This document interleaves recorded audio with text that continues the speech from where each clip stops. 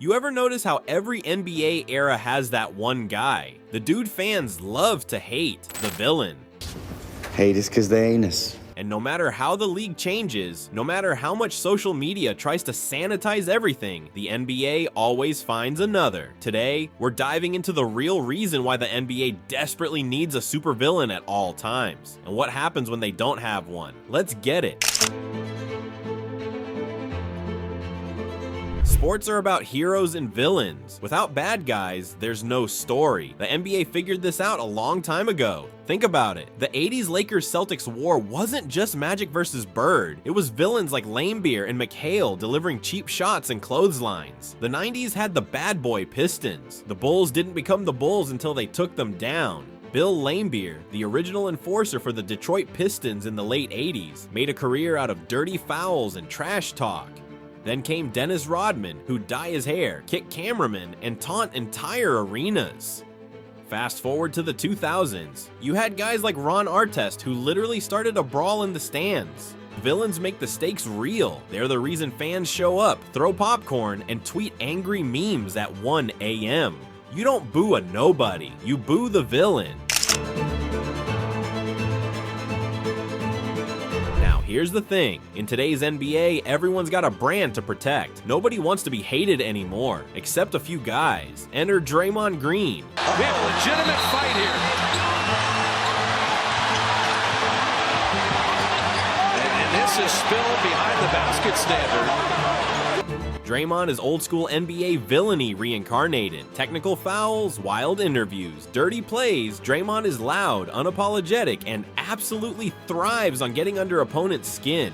From kicking Steven Adams where it hurts to stomping on Domantas Sabonis in the playoffs, Draymond's made a reputation as the league's ultimate agitator, and whether you love him or hate him, you're watching.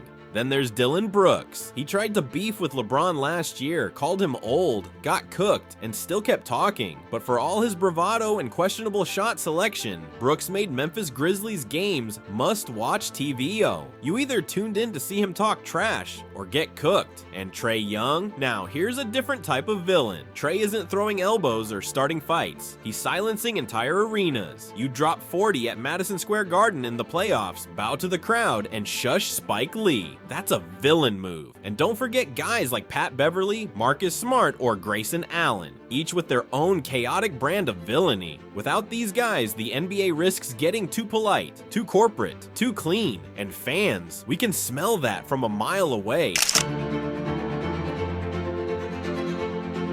Here's what they won't tell you. Villains are ratings gold. Remember the 2016 finals? Steph and the Warriors were the darlings, but when Draymond got suspended, it shifted. Suddenly LeBron was the hero and Golden State was the empire.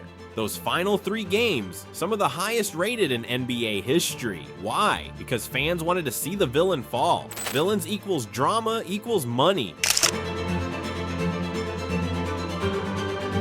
Want to know when NBA ratings dipped? The mid-2000s. Sure, we had Kobe and Duncan, but no true league-wide villain. The league was too safe. Even LeBron early on was the golden boy. It wasn't until the 2010 decision when LeBron went full heel and formed the Heatleys that the NBA felt electric again. Suddenly, every Heat road game was a movie. People showed up to boo. Villains make you feel something. And in sports, that's everything.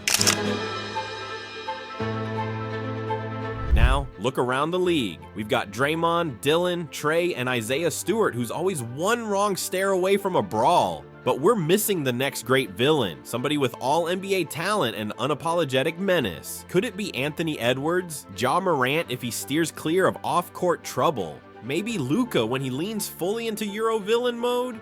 We don't know yet, but you can bet the NBA is praying one of them steps up. Because a league without villains is a league nobody cares about.